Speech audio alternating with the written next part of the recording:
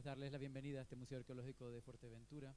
Esta noche, bueno, pasadita por agua, que esto en Fuerteventura siempre es de agradecer y que creo que también hace buen marco para poder hablar del tema que hoy nos trae dentro de este ciclo cultural Majos, en el que el Museo Arqueológico de Fuerteventura, a través de la Consejería de Patrimonio del Cabildo de Fuerteventura, pues se ha planteado ver un poco, bueno, pues los diferentes aspectos de la cultura Majo en diferentes facetas. Así comenzaba este ciclo en la anterior ocasión, hablando de las teorías que existen dentro de la investigación científica para determinar cómo llegaron hasta aquí los aborígenes de Fuerteventura, cómo llegaron aquí estos majos, y la siguiente será pues a nivel de estructuras, a nivel de formas de vida, a nivel de arquitectura, cómo fueron esas formas de vida una vez que se asentaron.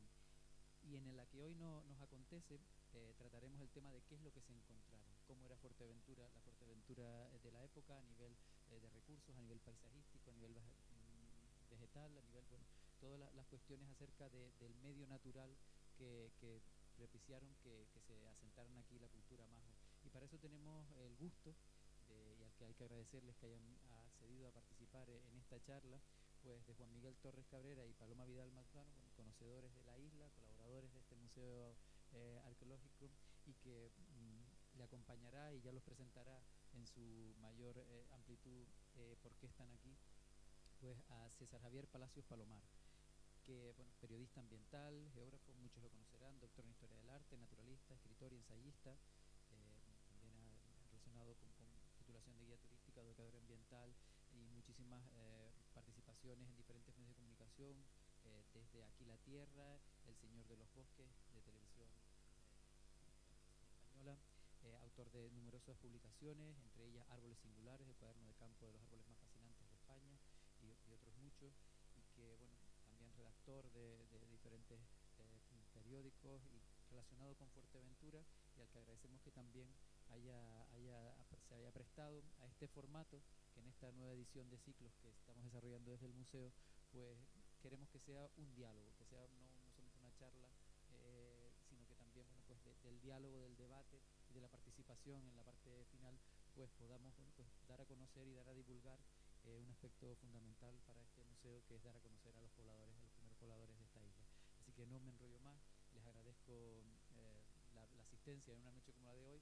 Recordarles que para aquellos que no hayan podido estar, o si la quieren volver a ver, ya está colgada en el canal de YouTube del museo la anterior charla, y que esta, pues bueno, pues dentro de poco volverá a estar para poder tenerla como fuente, como recurso de esos debates que aquí estarán. Así que ya los dejo en manos de los expertos. Muchas gracias y esperemos que lo disfruten.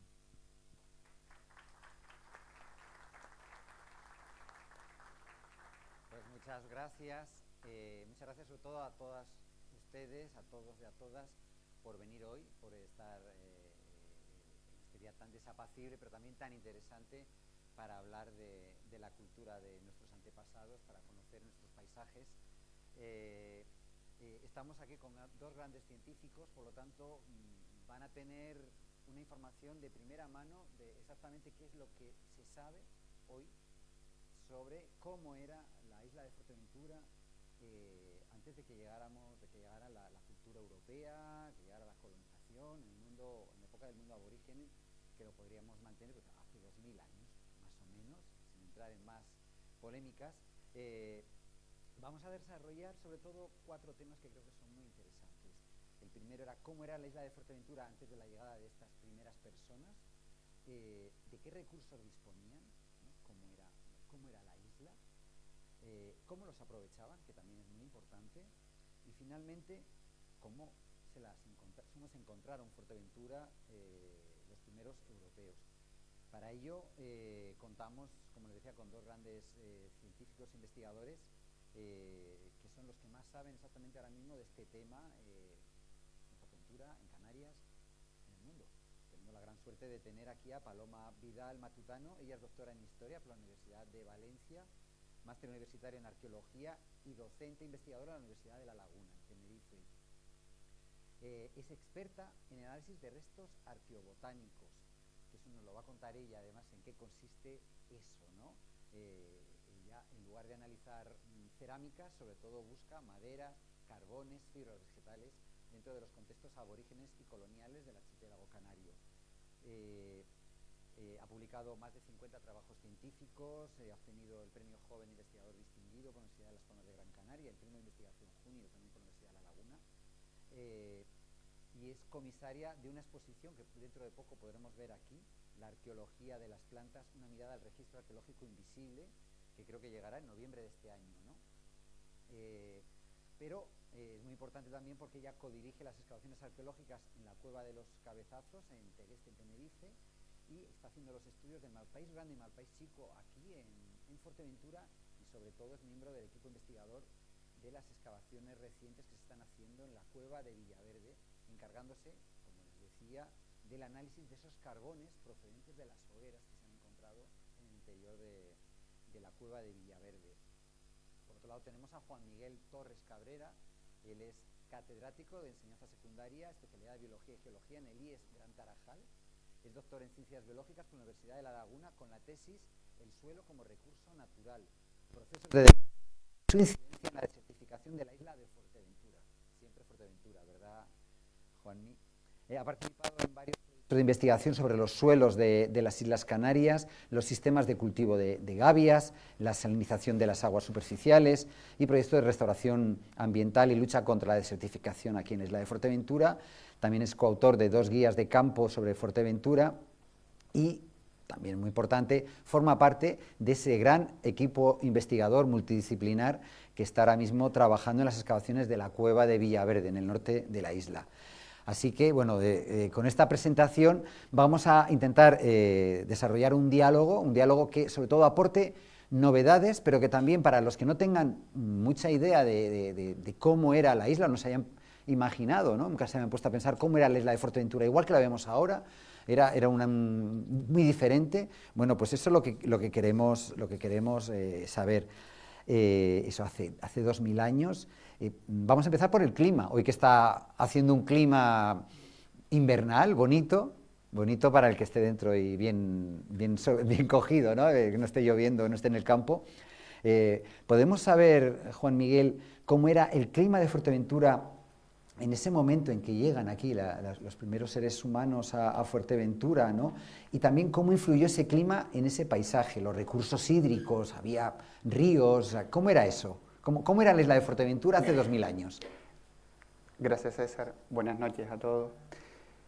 Por ahora no se sabe con exactitud cómo era el clima de la isla de Fuerteventura, pero sí podemos intuir cómo podía haber sido en base a los estudios paleoclimatológicos que se han hecho en el entorno.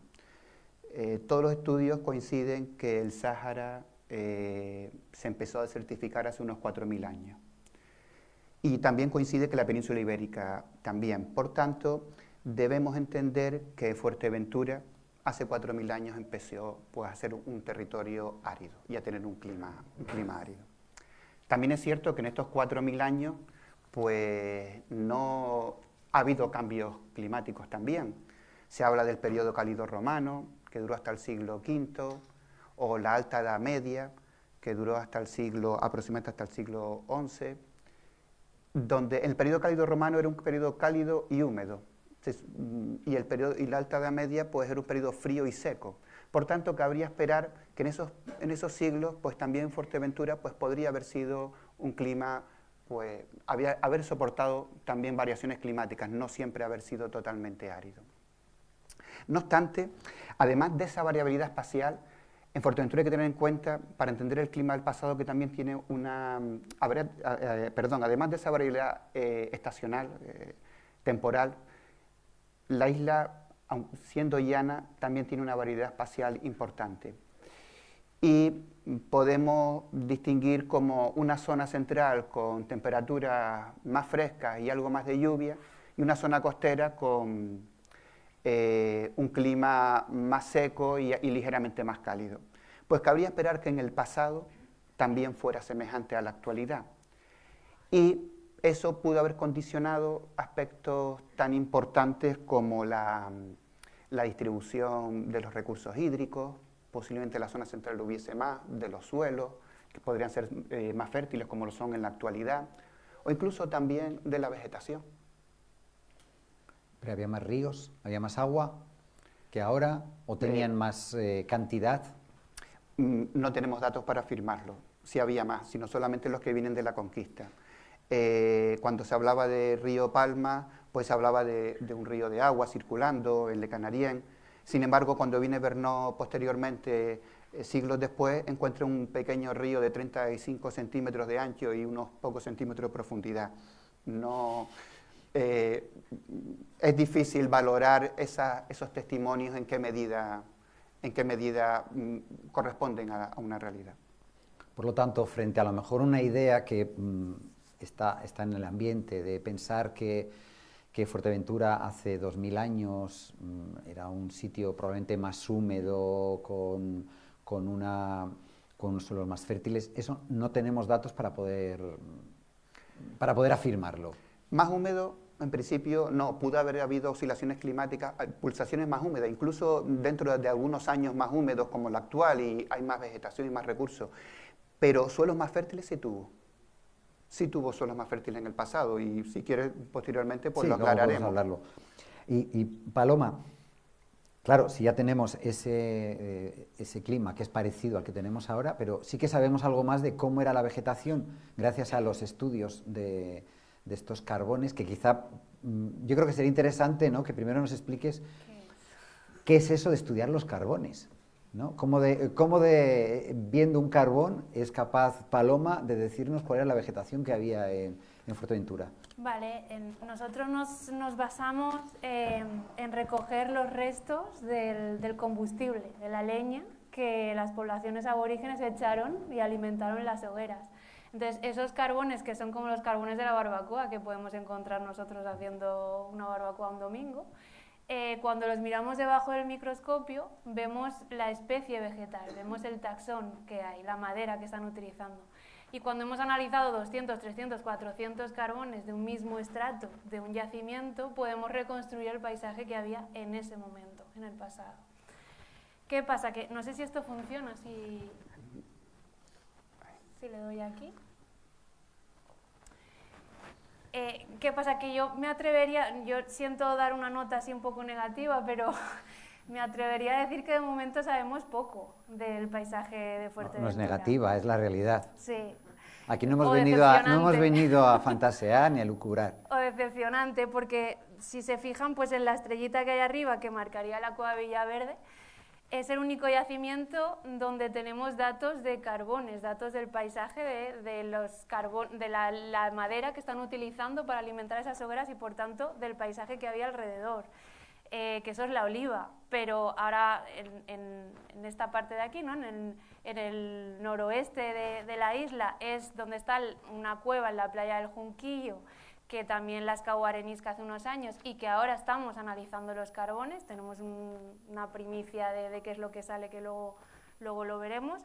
Y luego la estrella que está en el sur es lo que está excavando Arqueocanaria e investigadores de la Universidad de La Laguna ahora mismo, estos días, en el Malpaís Grande y Malpaís Chico, entre Tuineje y Antigua.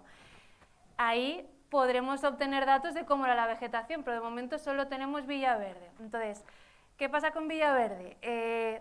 Villaverde, quizá la vegetación más abundante que nos aparece a lo largo de toda la secuencia del yacimiento, pues son una serie de plantas arbustivas que son propias de los malpaíses, ¿no?, que son plantas muy adaptadas a suelos con mucha riqueza de sales, adaptadas también a la sequía, a la aridez. Pues son como aparece ahí el espino marino y otra serie de plantas arbustivas, ¿no? Es verdad que hay un componente bastante interesante del bosque termófilo, que quizá para mí sería lo más interesante, ¿no?, que tiene este yacimiento, la cueva Villaverde, donde vemos una abundancia bastante notable del acebuche, que hoy en día no lo tenemos tan presente en la isla, donde aparece también la sabina, donde aparece el almácigo, por ejemplo. La palmera, que lo he puesto en interrogante, no aparece, pero entendemos que también estaba en el paisaje de Fuerteventura, pero por lo que sea no lo están utilizando, ¿no?, como combustible, como leña. Y ese sería el componente más importante, que estaría cercano, esos dos que hemos hablado, cercanos a la oliva, al norte de la isla. Aparece también el drago, que es la primera evidencia y la tenemos en la cueva de Villaverde. ¿Aparecen dragos? Sí. En la oliva. Utilizados como combustible en las hogueras. Efectivamente, y aparece la sabina, que anteriormente, en las excavaciones de los años 80 en la cueva de Villaverde, no se había identificado esta planta. Y luego es verdad que en los años 80 se le dio mucho interés, digamos, a esa tercera formación vegetal que aparece en la parte inferior, que es el Monteverde, ¿no? La laurisilva, la conocemos como la laurisilva. Pero claro, cuando hablamos de laurisilva nos imaginamos el Garajonay, ¿no? En La Gomera, o Anaga, en Tenerife, y no, estaríamos hablando de la presencia vamos, muy singular de determinadas especies, de determinados taxones que en otras islas forman parte de la laurisilva, del Monteverde, y que aquí estarían pues en zonas de umbría, de vaguada, aprovechando determinadas zonas de humedad, pero no sería la vegetación más abundante en el norte de la isla o en la zona de la oliva, porque si no, lo tendríamos muy representado en la cueva de Villaverde, y no, es un porcentaje muy reducido.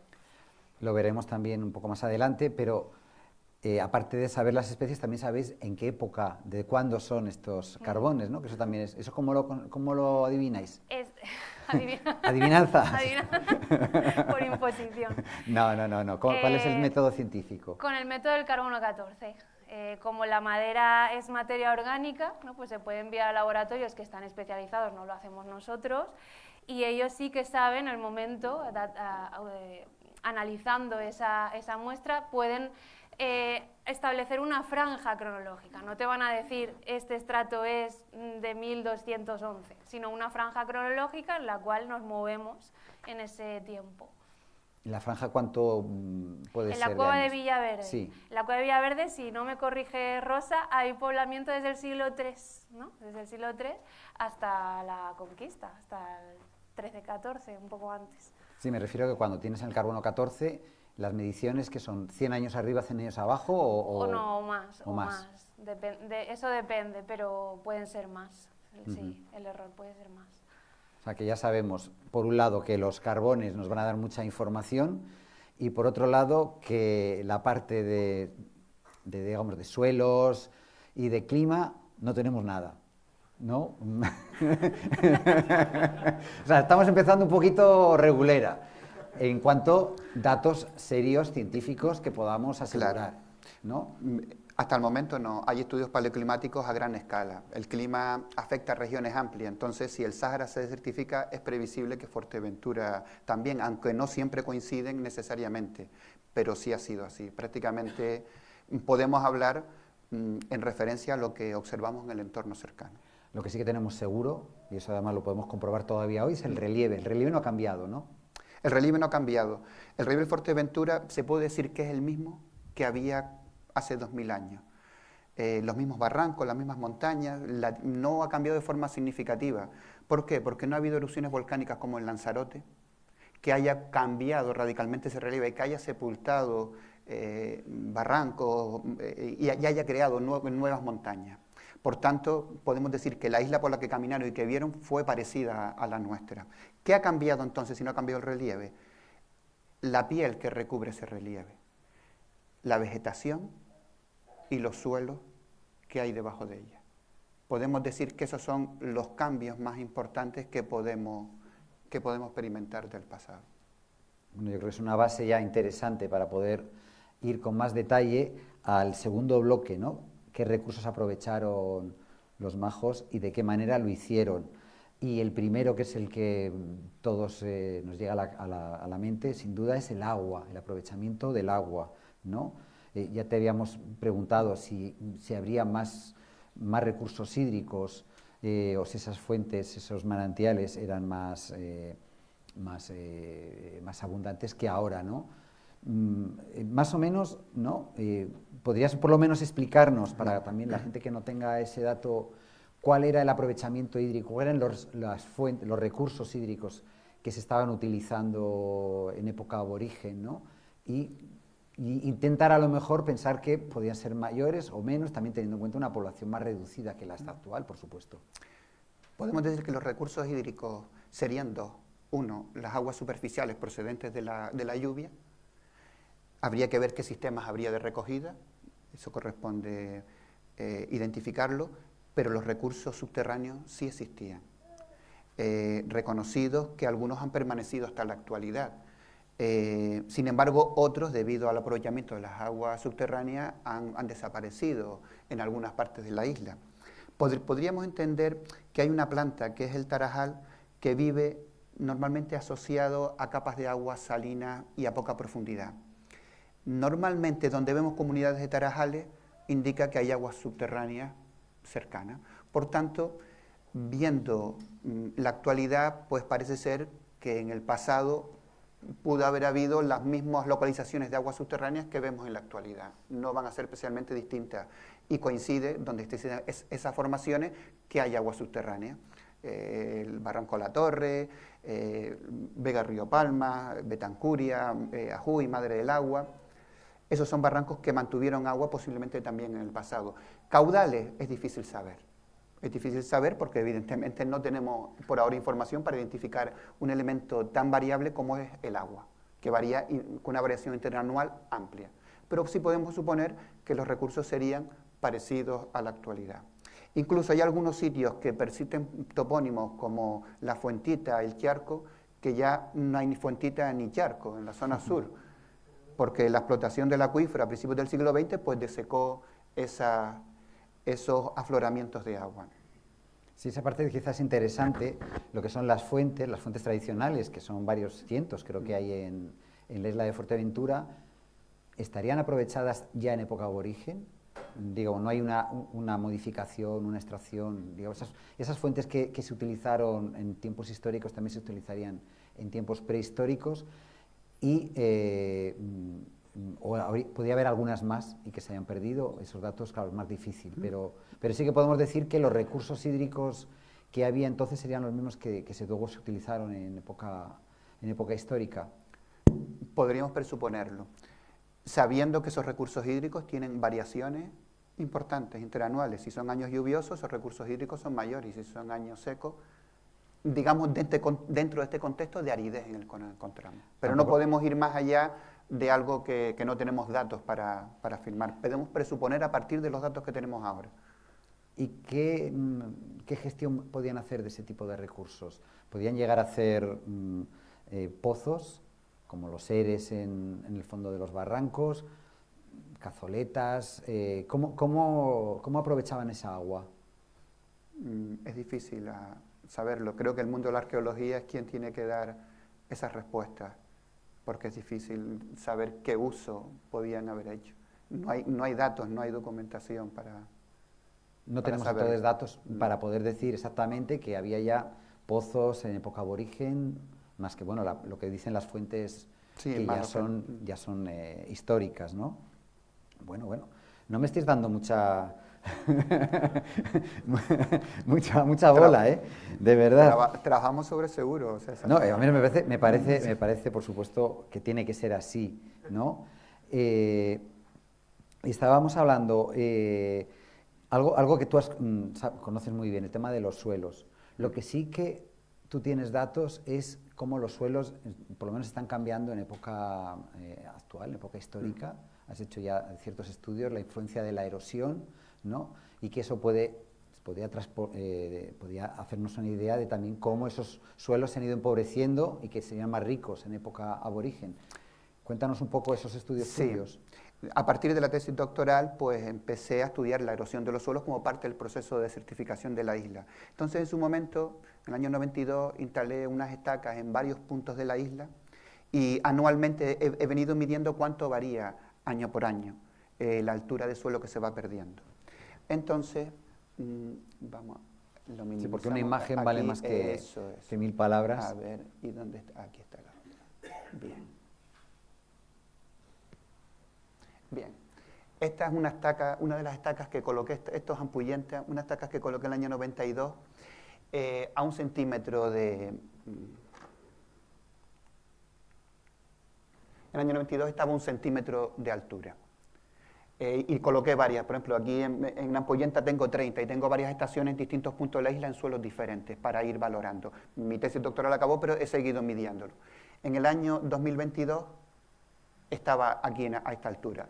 La variación de altura ha sido 3,8 centímetros en 30 años. Eso equivaldría en 100 años aproximadamente a 12 centímetros y en 1000 años a 1,20 m. Es decir, que el suelo sí ha cambiado, y mucho. Esto es un suelo, Ampuyenta son suelos rojos con mucha sensibilidad a la erosión, como los que están en las montañas de Betancuria. Y esto es un proceso natural. Sin embargo, hay otros suelos, como aquí en las montañas cerca del Valle Santa Inés, que son más pedregosos, entonces la pedregosidad protege el suelo. Entonces, no es tanto. En su momento, en el año 2001, fue instalado, estaba ahí, y en el año 2025, pues la variación ha sido solo 0,5 centímetros. Es decir, que en 1000 años puede variar 21 centímetros. Para que tengan una idea del rango de variación de la pérdida de suelo, que esto es mucho.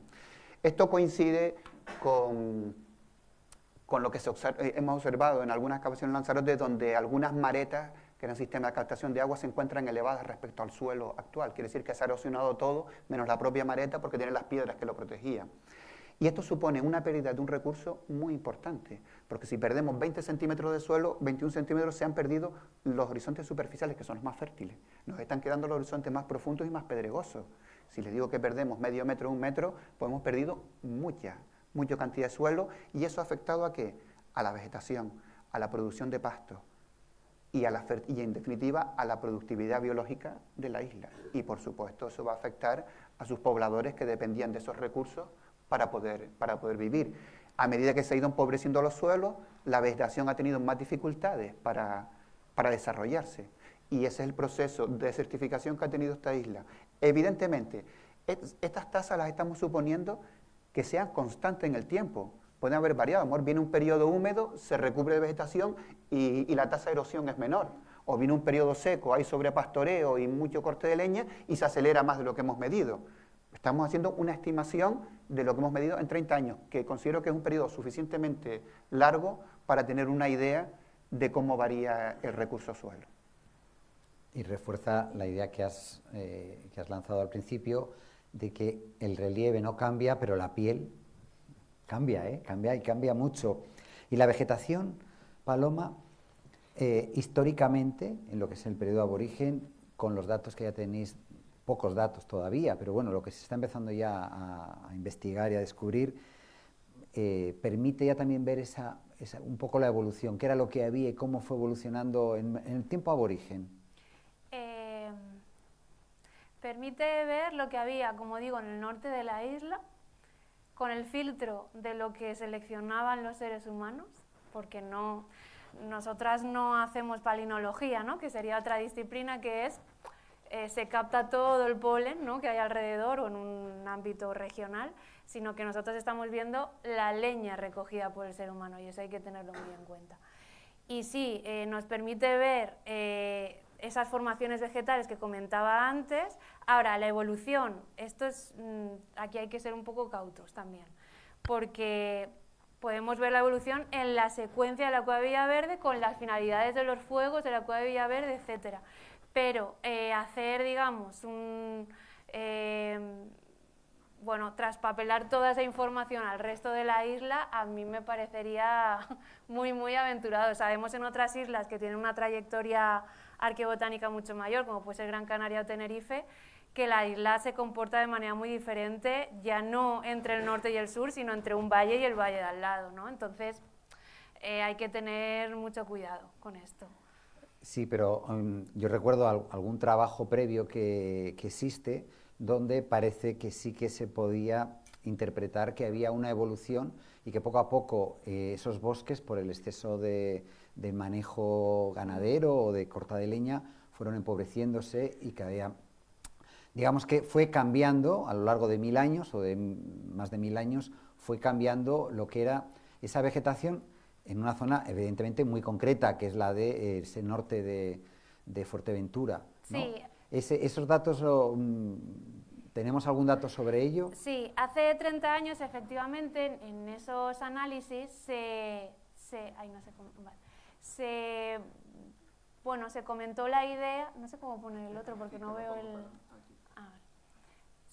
Se mencionó la idea, ¿no? O se sugirió que ese bosque termófilo, a partir del siglo IX, iniciaba una fase de declive y iba desapareciendo, ¿no? O que desaparecía del paisaje, o eso es lo que se veía en los análisis de carbones de esos años. Sin embargo, cuando hemos analizado en el nuevo proyecto liderado por Arenisca este yacimiento, hemos analizado de nuevo los carbones y la secuencia, no sé si se fijan, en el verde más oscuro yo he indicado la dinámica del bosque termófilo a lo largo de los 2 sondeos, ¿no?, que se excavaron, y en el verde más clarito pues están todas esas especies más arbustivas en Malpaís, el espino, toda una serie de especies de quenopodiáceas, etcétera.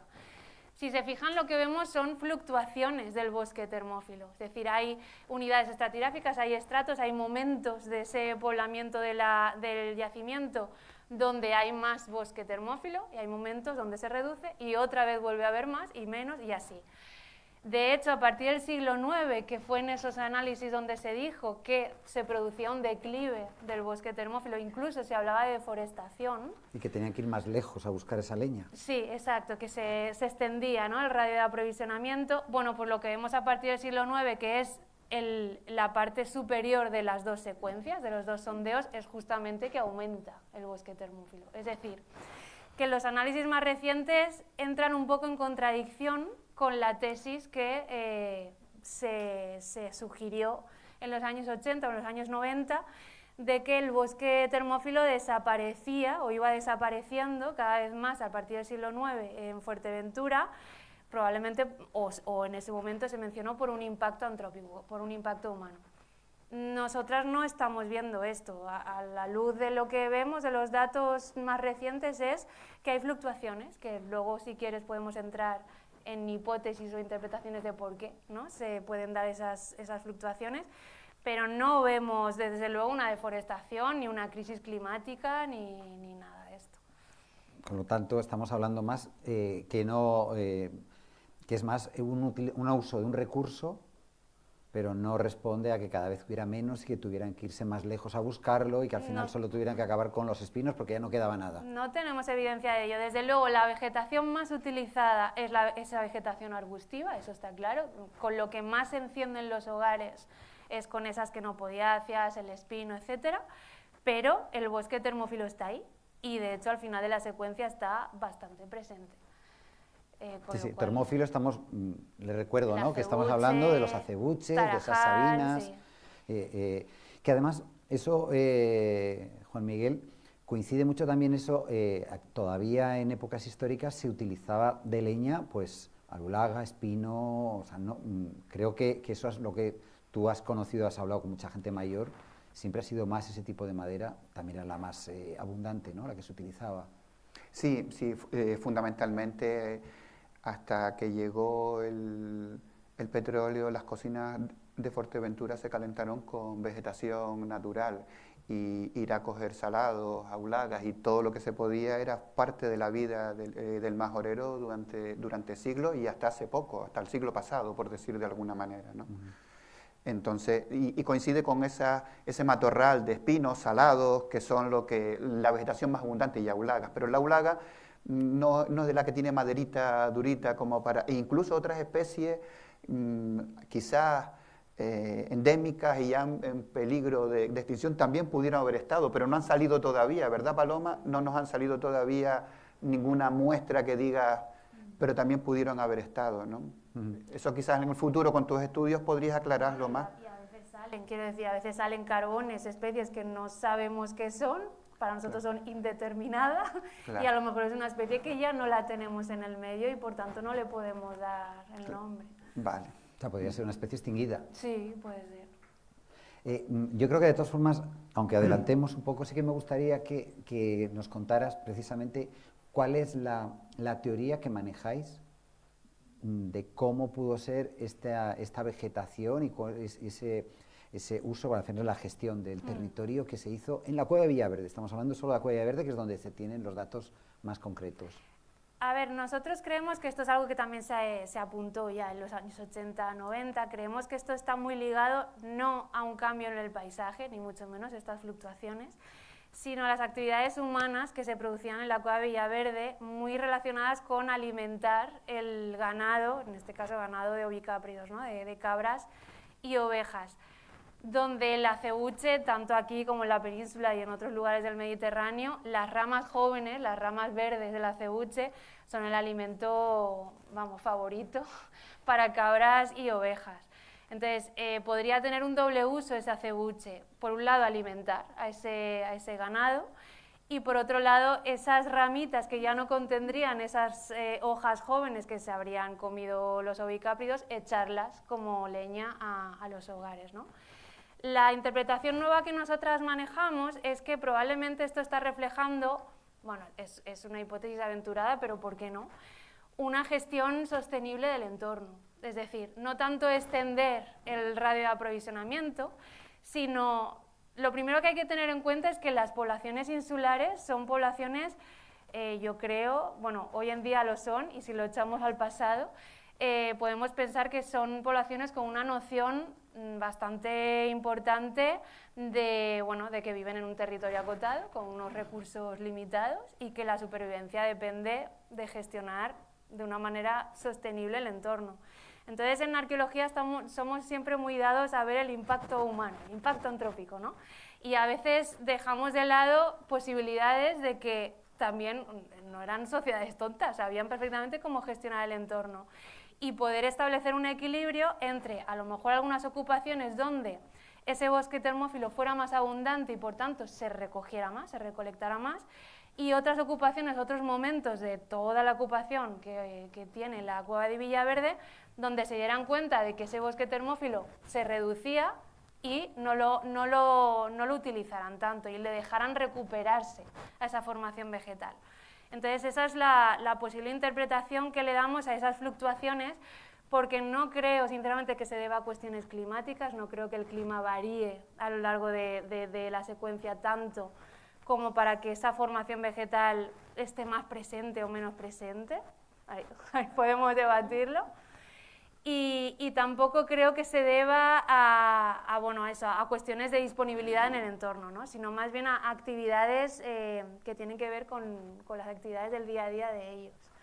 Entonces, es una posible interpretación de esos datos. Que es muy, muy interesante. Y eso quizá, Juan, y tú también podrías explicarnos, aunque Paloma ya lo ha hecho, pero esa vegetación estaría en las montañas, como están ahora, a lo mejor que quedan restos de acebuche todavía. Entonces, o la ocupación de los bosques sería eso, llanuras con árboles. ¿Tenemos alguna idea de si también ese tipo de extensión boscosa era limitada como está ahora o era más general? Sabemos que las especies existen, porque Paloma las ha detectado, pero no sabemos cuántos se extendían, ¿no? Entonces, es previsible que lo que vemos en el presente sea reflejo de lo que pasó en el pasado. No podemos presuponer algo en principio si no tenemos información que fuera algo que fuera totalmente diferente. Si la mayor parte de los acebuches y los almácigos se encuentran en las montañas de Betancuria y en las montañas altas, es previsible que en el pasado fuera igual. Que encontramos acebuche cerca de la Antallada o en algunos barrancos de Jandía, en lugares muy secos, podría haber sido alguno excepcional, pero no podemos presuponer que hubiera un bosque que se extendiera hasta el lugar más árido de la isla. Y claro, y bosque, pues con la información que tenemos, si actualmente vemos una densidad de acebuche, el lugar que más densidad tenemos es Gran Montaña, ahí puede haber una densidad alta, pues como mucho sería algo así, un bosque disperso. Es lo que podemos presuponer, no podemos entender que hubiese más porque no tenemos información para ello. ¿Cómo sería? Como en Gran Montaña, pues más extendido, a lo mejor. Esa sería quizás la aproximación. ¿Y en los tableros habría vegetación o también serían como los vemos ahora? Bueno, cardonales, tabaibales. No lo sabemos. Lo cierto es que la vegetación se distribuiría de forma semejante a cómo se distribuye en la actualidad. Vamos a verlo de alguna manera. Vamos a ver aquí.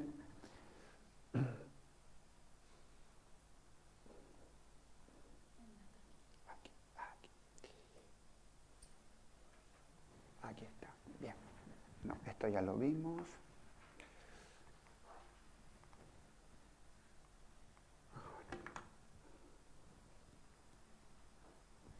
pasa. Ahora no quiere. No quiere pasar. Ahí. Sí, pasa. Eso es. Le damos. Eso. Bien, ahí. Esta es una imagen del satélite del Sentinel del programa Copérnico. Esta imagen es del 26 de enero de este año.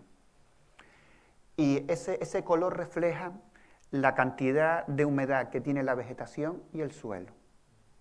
Como ustedes ven, la distribución de las lluvias de este año pues afectó a la zona norte y fundamentalmente a la zona boscosa y ajandía. Cabría esperar que en el pasado el régimen de lluvia puede afectar igual la zona sur más árida, menos montañosa y la distribución de las lluvias fundamentalmente la zona central. Cabría esperar que fuera semejante a la actualidad. El mismo día el satélite nos da esta otra imagen. Esa es una imagen del infrarrojo cercano, donde capta la luz, el verde y la radiación reflejada por la vegetación. Como ustedes ven, la vegetación se concentra fundamentalmente en la parte central de la isla, aunque haya zonas costeras como el sur del Cotillo, que están relativamente húmedas, pero no están tan verdes. ¿Por qué? Porque los suelos son más salinos. Puede haber llovido, pero los suelos son más salinos y la vegetación crece menos.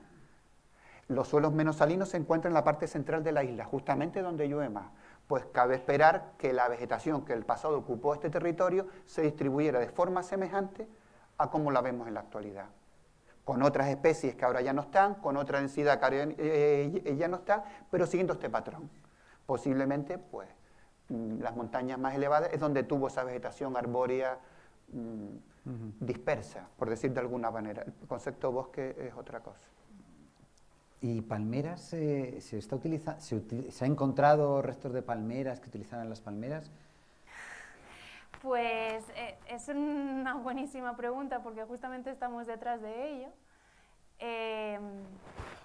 Estamos detrás, junto con mi compañera María Herrero Tal, de analizar los elementos de cestería y de cordelería, ¿no?, que pudieran haber.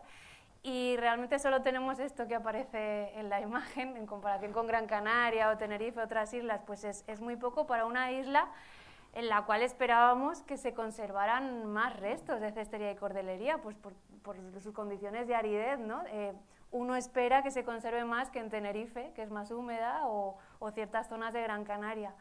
Y sin embargo aquí se ha conservado solo ese tejido que no es de palma, probablemente de juncos o distintas especies de junco, y a la derecha una serie de cuerdas de dimensiones muy pequeñas donde podría haber algo de palma. Estamos en proceso de estudio, de análisis, pero es muy poco para una isla donde se espera que se utilizara más, donde hay topónimos, además el junquillo, es decir, hay topónimos que nos hablan de que existían esas plantas tejibles y sin embargo nos ha llegado muy poco.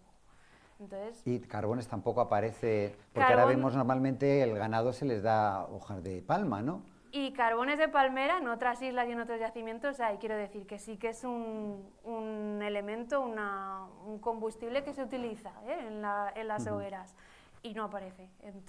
A lo largo de toda la secuencia de la cueva de Villaverde, que son más de 4.000 carbones analizados, no aparece ningún carbón de palmera. Tampoco aparecen objetos de madera, ni de palmera, ni de, por ejemplo, pensemos en el acebuche, que es una madera muy apreciada para fabricar objetos, o la falla, que también estaba, o la sabina, y no aparecen tampoco objetos tallados en madera. Es un dato también interesante. Quería comentar, en parte podría ser razonable que en Villaverde no apareciera palmera, porque tampoco hay palmerales naturales en la zona norte de la isla. También es verdad. Los palmerales más cercanos que estarían de Villaverde estarían en Antigua. Evidentemente no van a trasladar un material, un combustible, pudiendo coger en las montañas cercanas. Claro. Entonces quizás por eso, pero quizás a lo mejor el estudiar otros hogares en lugares cercanos, a lo mejor podría aparecer como aparece en otras islas. No, y ahora que se está analizando precisamente el Malpaís Grande y Malpaís Chico, probablemente ahí pudiera salir. Sí, hay los palmerales, claro, si salen, claro, sería Agua de Bueyes, quizás los palmerales más cercanos de Palmera Canaria, que es lo que cabría esperar que hubiese. Sí. Pero están distantes aún. Claro, que se supone que utilizaban lo que tenían a mano, ¿no? Porque más o menos los arqueólogos, cuando ven un yacimiento, claro, es un poco difícil, ¿no? Pero ¿cuál sería el campo que que podía, digamos, de movimiento, Eso depende de de lo gestión de ese paisaje alrededor de ese yacimiento? Depende de lo que se está estudiando. No es lo mismo estudiar, no sé, las materias primas tipo obsidiana en otras islas o el basalto, ¿no? Ese aprovisionamiento de esas materias, que estudiar la vegetación. Para recoger madera para alimentar hogueras, desde luego es la disponibilidad que había alrededor. Uno no se va tampoco hoy en día. Recorremos 60 kilómetros, ¿no?, para recoger una falla que hay ahí, porque no, recoger la vegetación alrededor. Y de hecho, en ese sentido, Villaverde también está dando resultados muy interesantes, porque nosotras lo que hacemos no solo es identificar la especie, sino también identificar los agentes, vamos a decir, que se han ido comiendo esa madera antes de echarla al fuego, ¿vale? Sabemos que esas afecciones son anteriores a que se conviertan en carbones. Entonces nos están hablando del estado de la leña que ellos recogieron, y eso nos habla de funcionalidades del fuego. No es lo mismo hacer una hoguera para iluminar, un tubo volcánico, que hacer una hoguera para ahumar pescado o para ahumar carne, ¿no? O sea, la leña, el estado de la madera que voy a utilizar es distinto. Y en la cueva de Villaverde aparecen bastantes carbones que están, pues aquí en la foto inferior vemos un tejido que está roto por galerías de xilófagos, ¿no?, de insectos que se van comiendo la madera y van creando esas galerías. Vemos carbones donde los hongos se han paseado por ahí y se han comido toda la celulosa, hemicelulosa y demás. Es decir, que vemos que están recogiendo madera que muy probablemente se acerca a esto. Están recolectando la madera seca, muerta del suelo, no están yendo a talar, ¿no?, no sé, una rama de falla. No cortan un árbol y lo hacen astillas. Claro. Y esto nos habla también, vuelvo, soy muy pesada, pero al concepto de sostenibilidad, ¿vale? Al concepto de utilizar la leña, la madera que tengo alrededor para alimentar las hogueras. No me voy a ir a talar, no sé, ramas de acebuche o demás, sino todo aquello que tengo disponible. Y sería un paisaje bastante parecido a esto, que hoy en día lo vemos en cualquier Malpaís, en cualquier zona de Malpaís. La isla de Lobos está llena de este paisaje, ¿no? Y este sería la inmediatez a la cueva de Villaverde. Y veremos si a otros yacimientos de la isla también se produce este mismo tipo de recolección. No, es interesantísimo, la verdad que estamos aprendiendo ya muchas cosas. Parecía que no sabíamos nada, pero sí que salen, ¿eh? Sí que salen. Salen muchas cosas. Vamos a ir más deprisa para intentar luego también dejar un poco de tiempo a todos los que están aquí y puedan hacer algunas preguntas. Está el tema del poblamiento, que también es muy interesante. No sé si, Juanmi, con los datos que hay, se puede saber, teniendo en cuenta el territorio y sus recursos, una sociedad agropastoril que también estaba limitada y con ese concepto de sostenibilidad que también afectaba directamente a la sociedad, por supuesto, ¿no?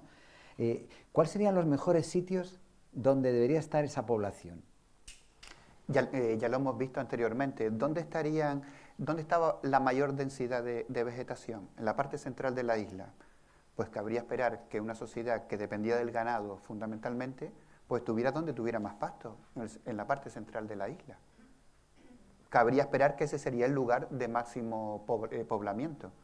Por ejemplo, a Betancuria, esta zona. Betancuria, el eje que va de Antigua, Ampuyenta, La Oliva, de Betancuria proyectado hacia el sur, hacia la montaña de Cardón, que genera un relieve, que genera precipitaciones con vegetación alrededor, Jandía. Serían los sitios donde razonablemente, antes de estar en un tablero salino y polvoriento al sur de Tindaya, o al sur del Cotillo o al sur de Fuerteventura, en la pared, pues estaría en un lugar donde habría más vegetación. Y si además tenemos en cuenta que parte de esos recursos hídricos que actualmente afloran aguas superficiales están en Betancuria, Vega Río Palma, Barranco La Torre, Río Cabra, son lugares donde cabría esperar que existiera. Lo que pasa es que según eso, Paloma, la cueva de Villaverde es de los sitios que no son de los buenos. Sí, porque ya haría el eje hasta La Oliva, la zona central. Hasta ahí todavía sí, era una zona, podría ser ganadera, ¿no? Claro. O sea, pero bueno, ya un poco límite, digamos, ¿no? Digamos que Villaverde sería la frontera. Sí. A partir de ahí ya empieza el Malpaís de Mascona, que ya los recursos y la salinidad es mayor de los suelos y los recursos de vegetación son Sí, menores. Oriamen y todo eso que ya tiene un Claro. uso más esporádico, no podían estar. La cuenca endorreica de la Oliva, que es un lugar magnífico.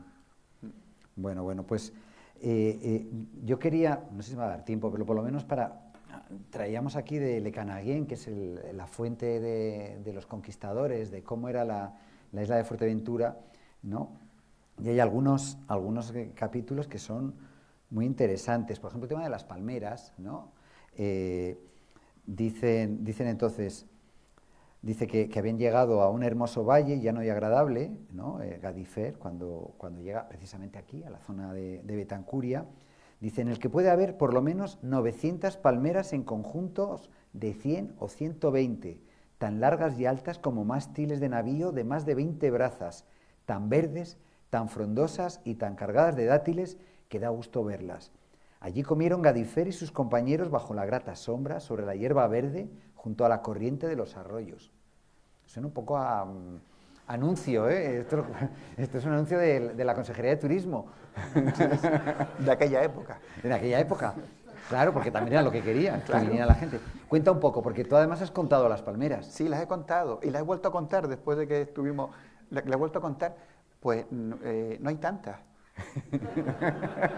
No hay tantas. Algo habremos hecho con ellas porque ahora hay más de las que había en aquel momento, ¿no? Casi la mitad o algo así aproximadamente de las 900 palmeras. O sea, que ahora mismo, ¿cuántas palmeras hay aquí, en toda esta zona? Aproximadamente, no te voy a decir el número exacto porque fue un repaso así superficial, pues puede haber entre 400, 500, 600 palmeras. O sea, que o hicieron una cuenta un poco exagerada.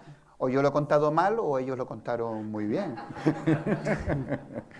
Sí, probablemente era una manera de hablar, de decir que había muchas palmeras, igual que cuando se refieren al ganado caprino, que también ponen una cifra descomunal, ¿no? Sí, yo sigo leyendo. El terreno de Fuerteventura no está tan cubierto de grandes árboles como las otras islas. Dice, pero está todo lleno de arbustos que producen una leche muy medicinal a modo de bálsamo y de muchos otros árboles que dan dátiles, olivas, almácigas y otras cosas muy extrañas. ¿De qué están hablando? De tabaibas. Tabaiba dulce. Tabaiba dulce, ¿no? Y almácigas. Aquí todavía queda Sí, un sí. pequeño bosque de almácigos, ¿no? O sea que, como tú dices, tampoco cambió tanto, ¿no? Luego, bueno, cuando hablan dice, el terreno alterna llanos y montañas y se puede cabalgar por todas partes, salvo por algunas montañas formadas por grandes rocas, claro, los malpaíses, imagino, ¿no? Y luego te habla de que está lleno de pájaros esto, porque también en esa época lo de la que hubiera buena caza, imagino que era interesante. Dice, una increíble cantidad de pichones de palomar. Luego habla de grandes palomos con la cola moteada de blanco, que podía ser la paloma rabiche. Se piensa que esta descripción habla de la paloma rabiche, que en esos bosques la paloma rabiche no es tanto de la laurisilva como de bosques. Se piensa que podría estar hablando de esa paloma rabiche, que es una paloma endémica, saben que ya está solo en las islas más occidentales, ¿no? Y hay un proyecto de reintroducción en Gran Canaria. Luego dice codornices, alondras, y esto a mí me gusta mucho, dice, y hay una especie de pájaros blancos y del tamaño de una oca que andan continuamente alrededor de la gente y no dejan ninguna basura. Dilo, ¿qué son? Los guirres. ¿Los guirres? Los guirres. Los guirres que era tan confiado y estaban comiendo entre la gente los restos de la comida, del ganado, ¿no? O sea que también seguimos teniendo guinness. Nos está dando la campana ya para que vayamos acabando, ¿eh? Pero probablemente estamos viendo que la información que tenemos escrita y la posterior tiene parte de propaganda, ¿no? Paloma, ¿tú cómo lo ves? Sí, está claro. O sea, hay que leerlo con un cierto filtro, ¿no? Todos estos documentos. Pero tampoco, o sea, refleja una vegetación que, corrígeme Juan Miguel si me equivoco, pero yo no lo veo tan diferente, ¿no?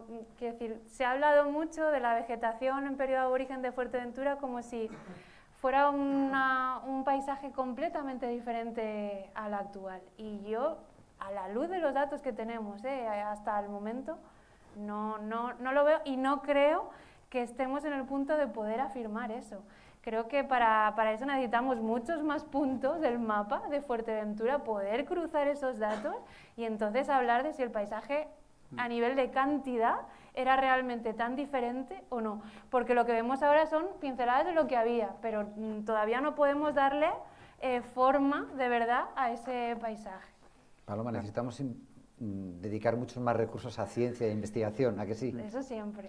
No, claro, es que es tan poquito lo que...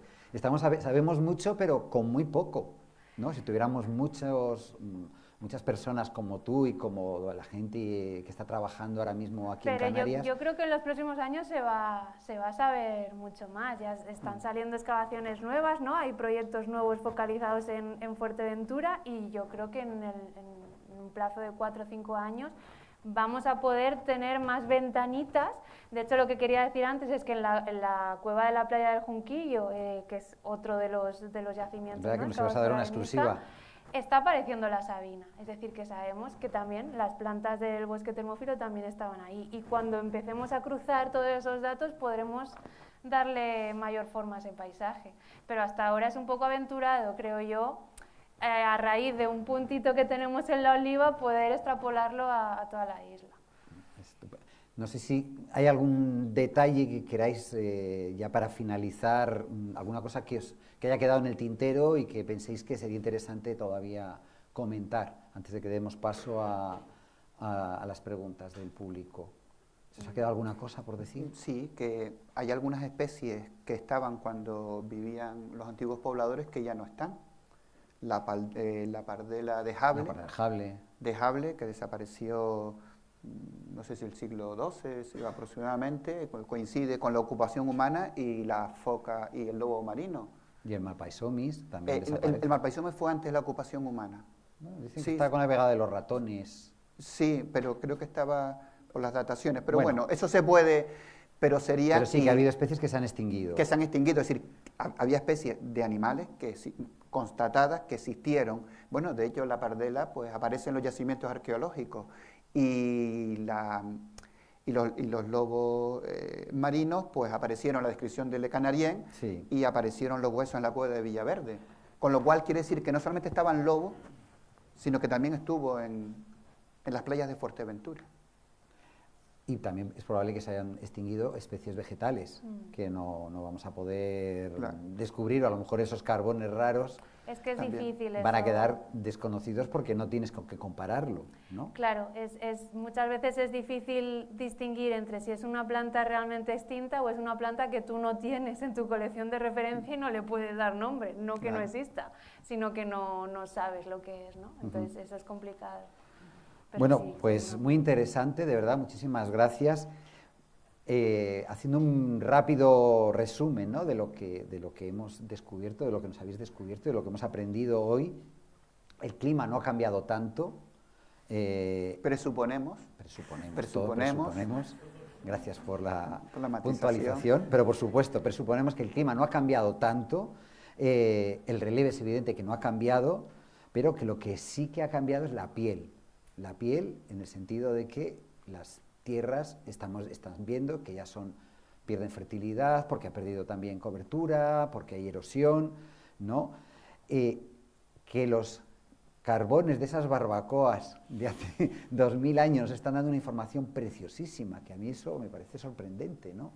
Porque tú en una excavación, probablemente antiguamente lo que se buscaba era la cerámica, que hubiese algo de metal, que evidentemente aquí en Canarias no iban a encontrar, pero bueno, buscábamos cosas más materiales y el carbón parecía que no iba a decir nada. Antes y ahora, ¿Sí? Eso sigue pasando. Sí. Pero que sin embargo, bueno, imagino, perdona, ese carbón no vale con agarrarlo y llevarlo, ¿no? Hay que tener tiene todo un proceso de cómo se extrae, ¿no? Es más, en el proyecto reciente de la Cueva Villaverde se implementó un método que anteriormente no, que es el método de lavar todos los sedimentos, toda la tierra que se excava en el yacimiento para poder recuperar lo pequeñito, y entre lo pequeño, pues las semillas, que lo estudia el compañero Jacob Morales de la Universidad de Las Palmas de Gran Canaria, los carbones, los restos de peces, que si tú no haces ese método, claro, no, y todo el esqueleto, ¿no? Pero si no lo recuperas así, eso pasa desapercibido y... O sea, que están cribando la arena, buscando esas pepitas de historia. Sí. Qué interesante, ¿verdad? Qué interesante. Bueno, hemos visto, también lo has explicado, ¿no?, que falta mucha información porque no solamente se tiene un punto prácticamente que sería esta cueva de Villaverde, pero sí que encontramos restos de ese bosque termófilo, de acebuches, sabinas, almácigos, palmeras, veremos, ¿no? Algo de Monteverde, ¿no?, que podía estar, igual que está ahora refugiado en las zonas más altas de las montañas, puede que estuviese en otras montañas de aquí donde todavía están afectados por ese mar de nubes que siempre llega a la parte más alta de las montañas, ¿no? Los recursos hídricos serían más o menos, aunque probablemente ahora ya sabemos que están excesivamente explotados, pero no habría grandes ríos, no tenemos idea de que aquí, como decía en Le Canarién, se ponían molinos en los ríos, ¿no?, para poder moler el trigo y la cebada, ¿no? La erosión, que ha sido un dato importantísimo y muy curioso, ¿no?, que según tus datos, en 1000 años puede haber hasta un metro de pérdida de tierras, que además son unas tierras fértiles. Con lo cual, pues claro, es evidente que la isla de Fuerteventura sí que ha cambiado esa piel ha ido empobreciéndose, ¿no? Y algo que yo creo que también es el gran titular de esta jornada de hoy, es que nuestros antepasados tenían, o probablemente la hipótesis más segura, es que tenían una mentalidad sostenible. No iban quemando y dice, y ahora que quemamos que se ha acabado todo, sino que hubo una gestión sostenible del territorio que les permitía recoger estos palitos perdidos para evitar el tener que cortar árboles grandes que se habían quedado, que les podían permitir pues seguir manteniendo su economía y la vida que era tan dependiente en un espacio insular, ¿no? Esta gestión sostenible del territorio yo creo que es una idea fundamental y que creo que va a cambiar mucho la manera en la que hemos visto, en la que estábamos viendo el mundo aborigen, ¿no? Una inteligencia que va más allá de una explotación directa del territorio. Y ya sin más, si me permitís, bueno, no sé si queréis hacer alguna puntualización de este resumen. Yo diría que gestión sostenible no significa que no haya impacto humano. Es decir, impacto humano había, son sociedades que tienen agricultura y ganadería y eso genera un impacto en el territorio enorme desde el neolítico, desde que somos neolíticos, pero no significa que no tuvieran una noción de hacer perdurar determinados recursos que eran importantes para poder reproducirse socialmente. Son cuestiones distintas. Sí. No estamos hablando del mito del buen salvaje, claro, que esto era un paraíso, ¿no? Había conflictos y había problemas y había que gestionar, pero gestionaban con inteligencia el paisaje, una inteligencia de supervivencia. Y que ese impacto humano, al perder la vegetación, favoreció también la pérdida del suelo por causas humanas. Totalmente. Inevitablemente. Lo aceleró, eso es evidente. Es evidente. Una pregunta final. La Carta de los Reyes Magos, ¿cuáles serían esas líneas de investigación más interesantes a desarrollar en los próximos 10 años? Yo creo que una de las líneas más interesantes está siendo el estudio de la cestería y la cordelería, que es algo que desde los estudios de Bertila Galván en los años 80 no se ha vuelto a tocar, hace 30, 40 años, no sé, no me sale la suma. Y ahora mismo creo que está dando datos interesantes y para Fuerteventura aprovechar estos restos y analizarlos también, como se está haciendo, y hacer más excavaciones. Hacer más proyectos de excavación para poder obtener más datos en distintos puntos de la isla y poder cruzar esos datos, si no siempre nos quedaremos con una ventanita. Bueno, está claro que además que hay talento en Canarias para poder hacer toda esa investigación. Tenemos científicas y científicos que están dando unos resultados asombrosos con muy poquito, porque los recursos es verdad que son pequeños. O sea, ustedes también son auténticos héroes de la ciencia, ¿no? Porque están haciendo mucho con poco. Tengo una pregunta que me ha llegado, antes de darle el paso a ustedes, para que no se me quede de una persona que no ha podido estar aquí, y me ha hecho varias preguntas. La primera preguntaba sobre el drago, si esos dragos que han aparecido, si podemos saber si son dragos, el Dracaena draco, el drago canario, o puede ser el de Gran Canaria, o puede ser... No se puede llegar al número de especie. Con la anatomía de la madera solo sabemos Dracaena, género Dracaena. La especie es imposible. Eso ya sería estudios genéticos, de ADN o cuestiones así. Argán, que tenemos toda la arganería muy cerca de aquí, en el Anti-Atlas, ¿no? Tan cerca apenas a 100 kilómetros, y aquí no hay argán, no ha aparecido argán, pero sin embargo, Juan, tú me decías que sí que se encuentran las bellotas Alguna de vez, argán. sí, alguna vez, en concreto, en presencia de Jaime Gil, encontramos algunas semillas de argán en la costa, en la rosa de Tinojay. ¿Y cómo llegan aquí?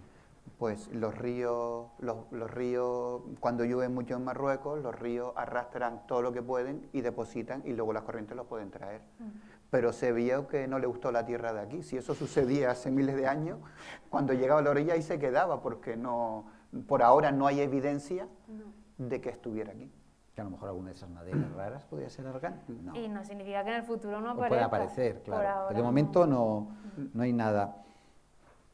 Me preguntaban también, bueno, los palmerales, el palmeral de la madre del agua y todo eso. Pero claro, el uso ese que has hablado de los palmerales, mientras no se hagan excavaciones cerca de estos sitios, tanto en Betancuria como en Ajuy, no tenemos todavía datos para saber cómo son esos manejos, ¿no? Bueno, les doy el paso ya directamente a ustedes, que probablemente se han quedado con dudas o con ganas de más. Es su turno también para que puedan preguntar aquí a nuestros expertos alguna cosa que quieran saber. Estefan, aquí primero, que además es un gran botánico y seguro que a lo mejor más que dudas nos va a dar certezas. Estoy viendo es que cada vez más estos estudios necesitan como un enfoque muy multidisciplinar, ¿no? Porque si antes decíamos que probablemente que hay más recursos para los aborígenes en la zona de Betancuria, en el macizo de Betancuria, pues también tendrían que aparecer más restos arqueológicos, posiblemente. O sea, tendría que haber más gambuesas, tendría que haber más refugios ganaderos, y entonces, claro, ahí habría que preguntarle a los arqueólogos si eso es cierto o no. O sea, buena pregunta. Eso, claro, es una cosa... buena pregunta. ¿Puedo responder? ¿O algún arqueólogo en la sala quiere tomar la palabra? Hay muchos. Hay muchos. Bajo mi punto de vista, bueno, que ahora lo tome, bajo mi punto de vista, si la zona central es la que tiene mejores recursos y fue la más ocupada por la población aborigen, también fue la más ocupada por la población posterior a la conquista y que más transformó. Por tanto, esos posibles recursos, esas posibles paredes de piedra fueron utilizadas para viviendas posteriores. Si vemos el paisaje de Fuerteventura, especialmente la zona central, todo fue labrado, todo fue arado para conseguir terreno para cultivar. Las cadenas llegan hasta lo alto de la montaña. Cualquier recurso arqueológico se pudo haber dispersado en esa parte. En cambio, las costas, ¿para qué eran? Eran ganaderas, fundamentalmente. Entonces, la actividad agrícola pudo haber transformado mucho esta parte central. Por eso quizás sea la causa, Estefan. Y otra cosa, otra disciplina que habría que preguntar un poco más es la palinología, que Paloma lo decía. Yo creo que José María Fernández Palacios en Tenerife ha hecho estudios aquí. Lo que pasa es que cada vez que yo lo he llamado me dice, no, pues todavía no podemos datar bien, no hemos publicado nada, pero ustedes están en contacto con José María Fernández Palacios. Estamos en contacto, pero no para Fuerteventura. En otros proyectos sí que estamos colaborando, pero yo no he visto ninguna publicación todavía para Fuerteventura. Y la última puntualización que quería hacer, yo personalmente estoy bastante convencido de que por lo menos el Tabaibal Caronal, en tiempos incluso de que llegaron los europeos, estuvo mucho más difundido y cubría mucha mayor extensión de la que cubre ahora.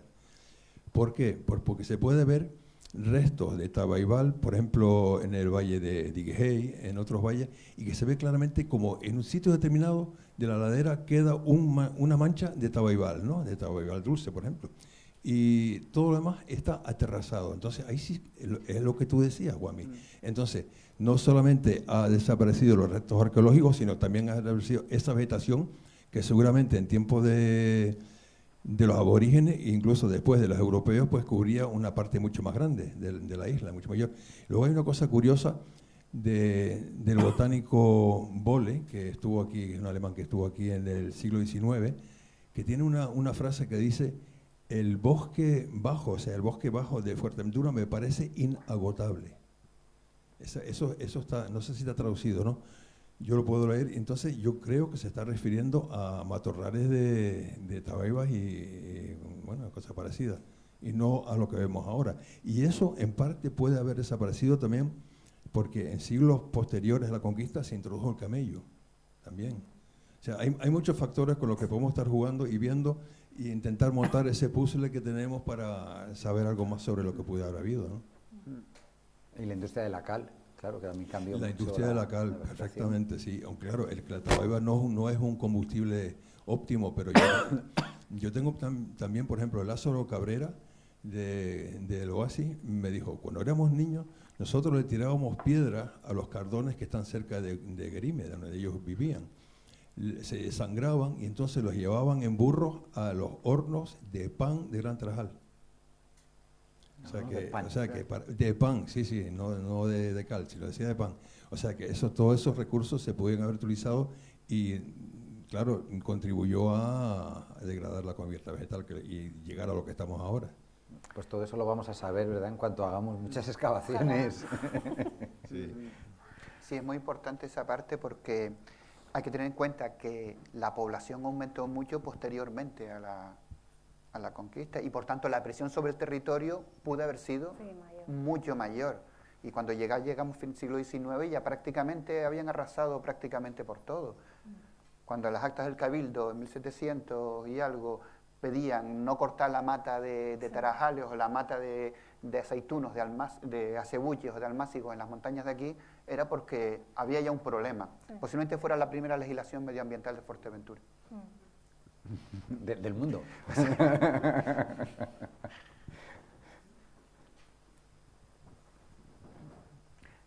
Buenas noches y gracias, felicitaciones. Preguntas muy cortitas, Juan Miguel. Hablabas que, bueno, con los datos que hay, el clima no ha cambiado, se presupone durante los 2 últimos milenios por lo menos, pero mi pregunta es, ante esa falta de estudios, ¿cuáles tendrían que ser los estudios necesarios para saber más sobre el clima? ¿Vale? Hago alguna preguntita más, si no te importa, ¿vale? Y después la respondo. Bueno, aprovecho, se supone que si el clima no ha variado mucho y por lo que sabemos después de la conquista hasta la actualidad, los periodos cíclicos de años ruines se repiten a menudo, no con una periodicidad exacta, pero sí a lo largo de la historia, a veces 6, 7 años con ausencia de lluvia. ¿Es así? Ahí me puedes contestar sí o no, porque es la antesala para la pregunta que le quería hacer a Paloma. No lo sé. No lo sé si esos ciclos, es difícil establecerlo porque no hay datos fiables de ciclos periódicos.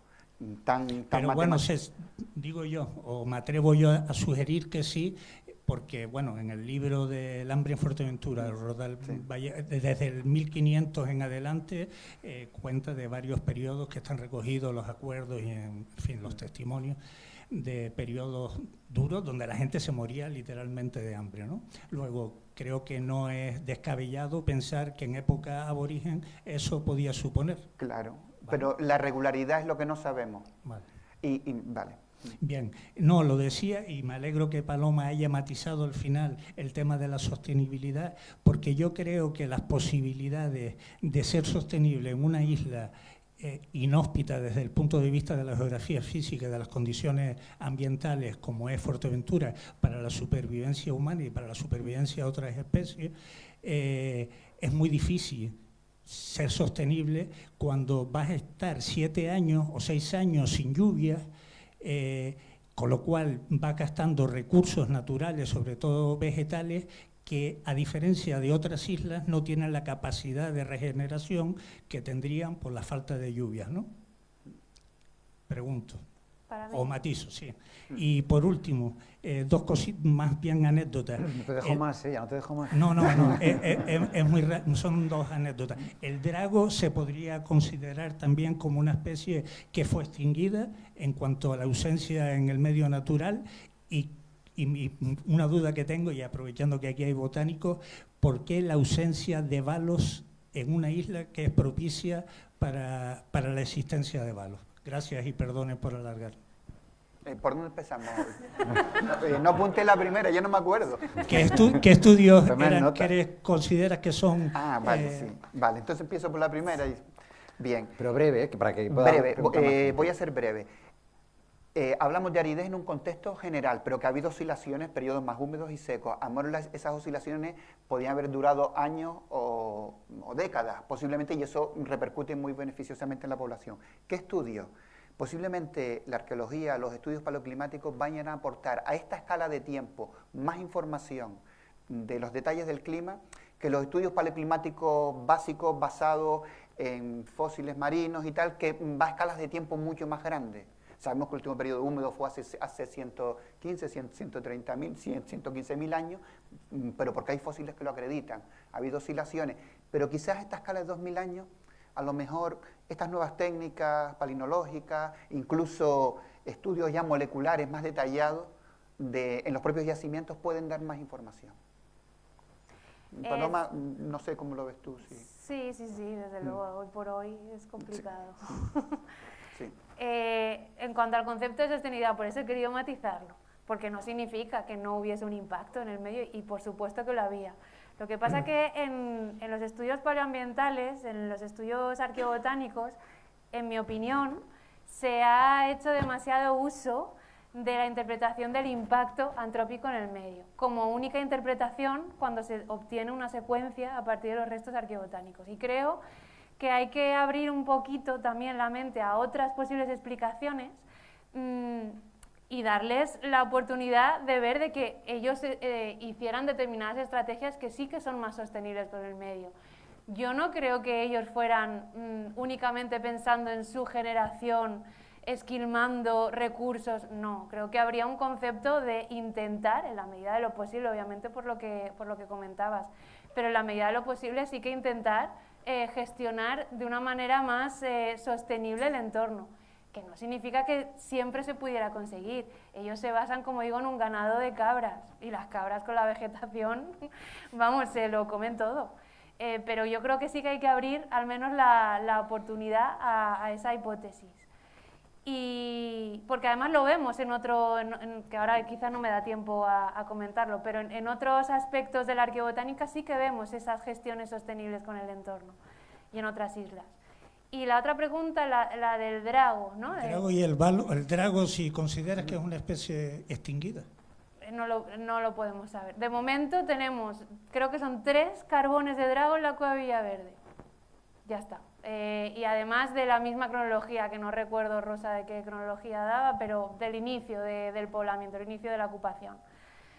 No sabemos qué más pasa con el drago en otros puntos de la isla, en otros yacimientos, no lo podemos saber, eso.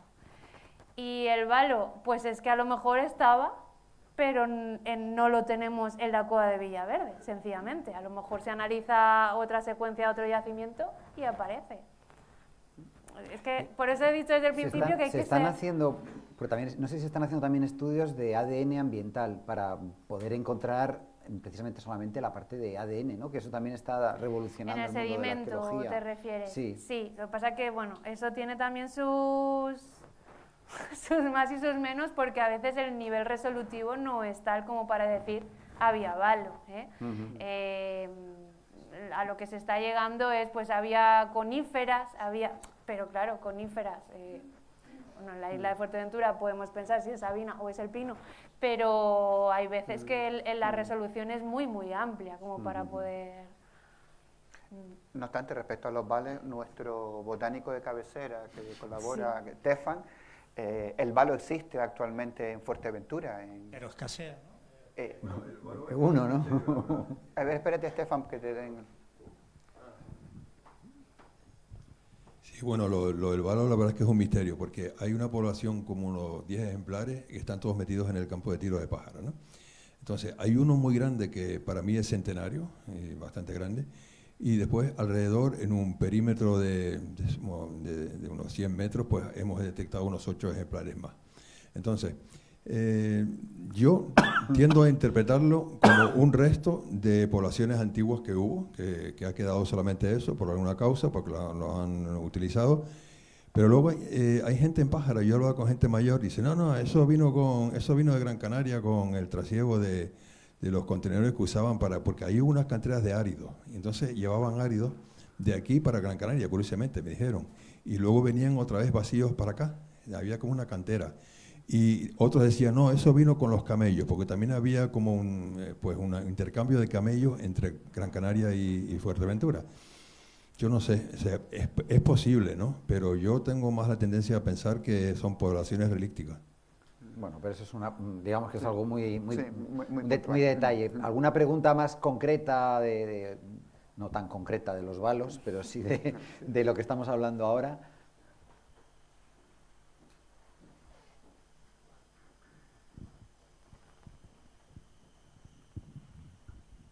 Sí, buenas noches, chicos. La verdad que ha sido una conversación muy interesante. Sí me gustaría, bueno, hay una conclusión que es clara, que es seguir investigando, ¿no? Y desde todos los espacios posibles hay que continuar esa línea. Paloma, yo sé que estás ahora trabajando en Fuerteventura. ¿Parte de tu equipo está aquí o parte de los trabajadores arqueólogos que están trabajando en ese nuevo proyecto?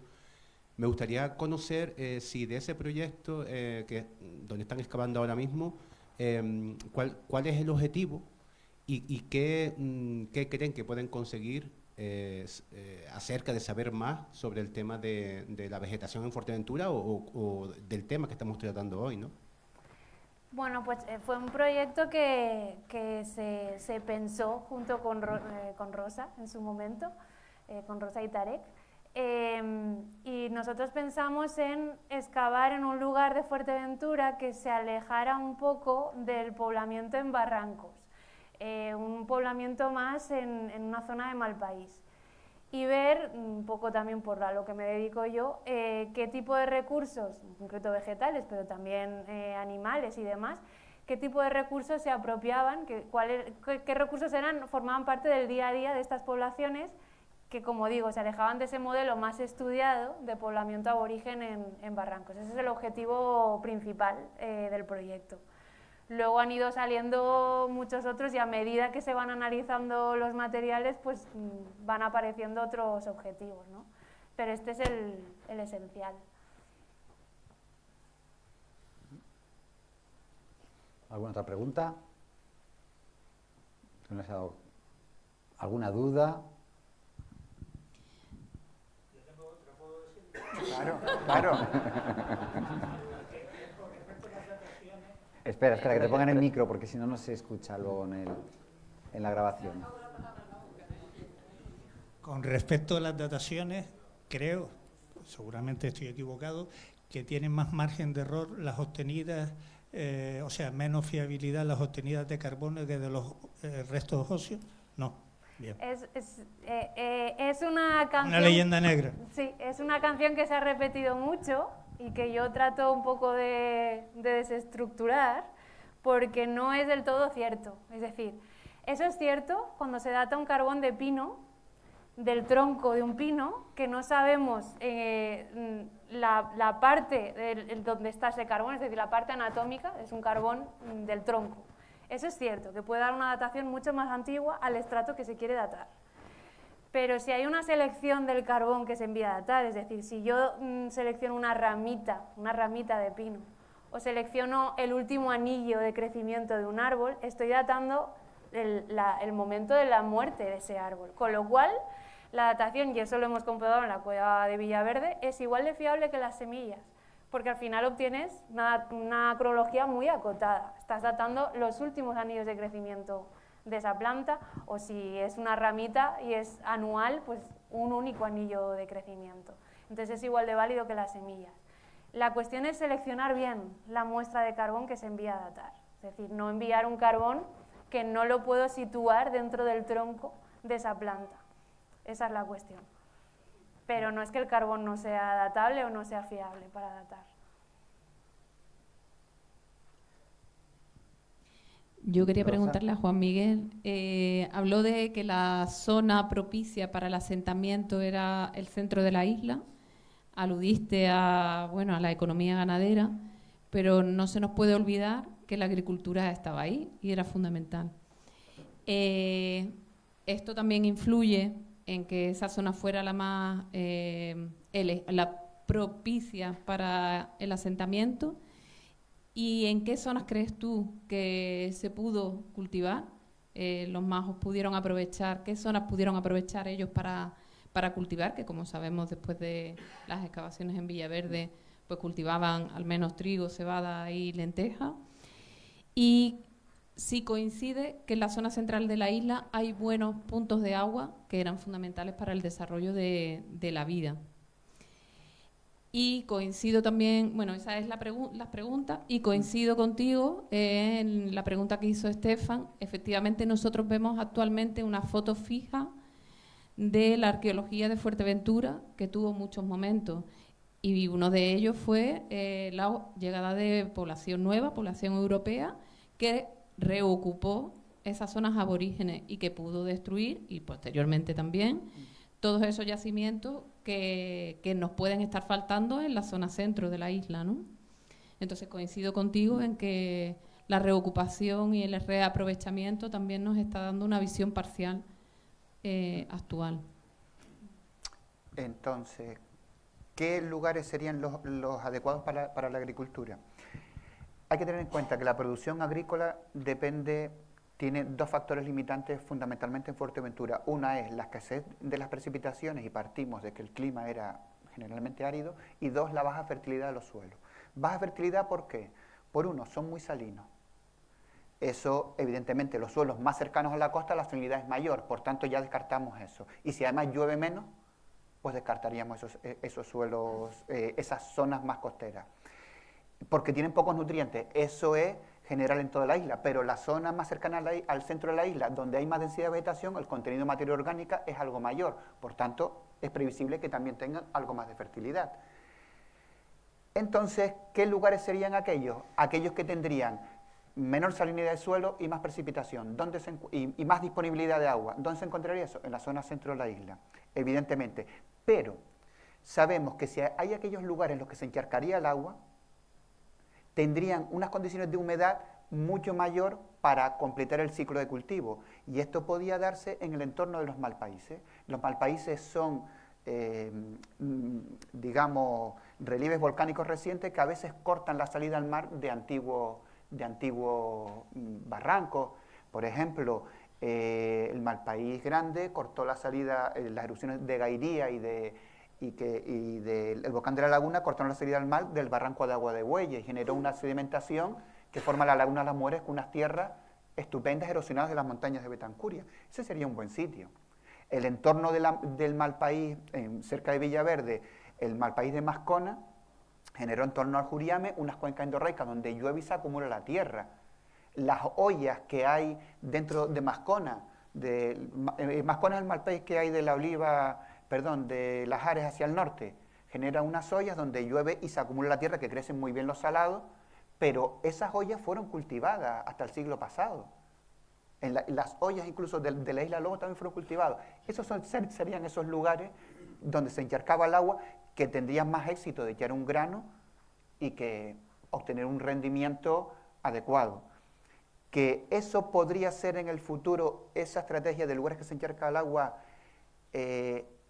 la base objetiva para plantear el desarrollo de las gavias. Pues posiblemente, porque sería concentrar el agua en un lugar donde se pueda plantar posteriormente.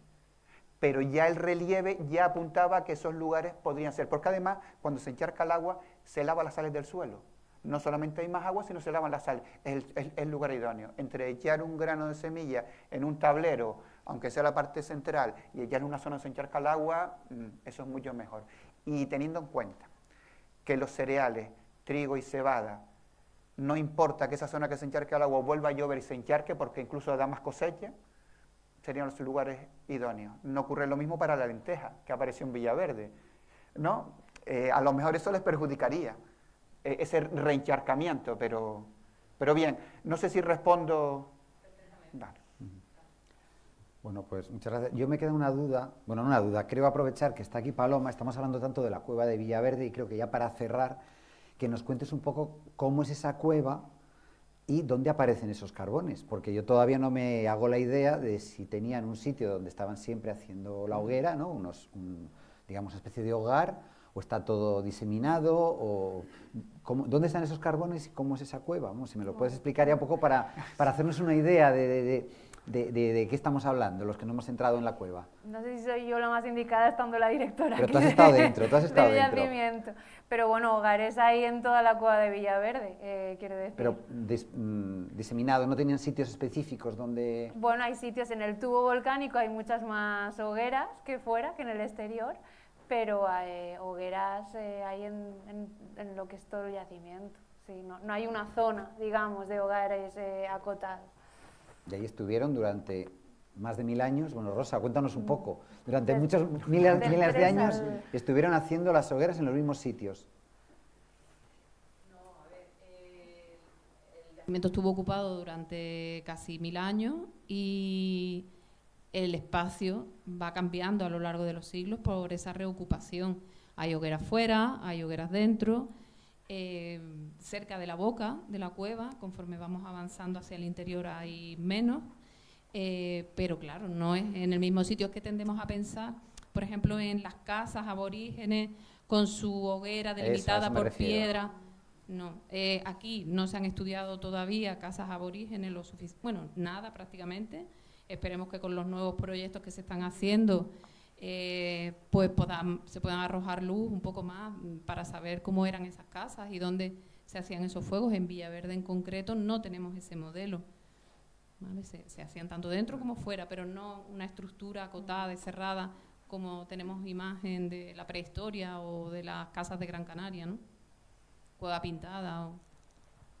Bueno, pues yo creo que con esa imagen de esa cueva, con esas hogueras, un poco en cada sitio, pero durante 1000 años, y toda la información que con eso poquito, que es esas, como he dicho yo, semillas, pepitas de historia que ustedes están consiguiendo descifrar y darnos tantísima información, de tan poco, lo mucho que estamos ya sabiendo, y gracias a la ciencia, a las científicas y a los científicos, que nos dan también respuestas a todas esas dudas que tenemos sobre nuestra historia, y gracias sobre todo a ustedes que están interesados en estos temas y que es importante que además pues sigamos con esa sed por saber, porque al final forma parte de la humanidad, ¿no? El interés por el conocimiento. Muchísimas gracias y hasta la próxima jornada.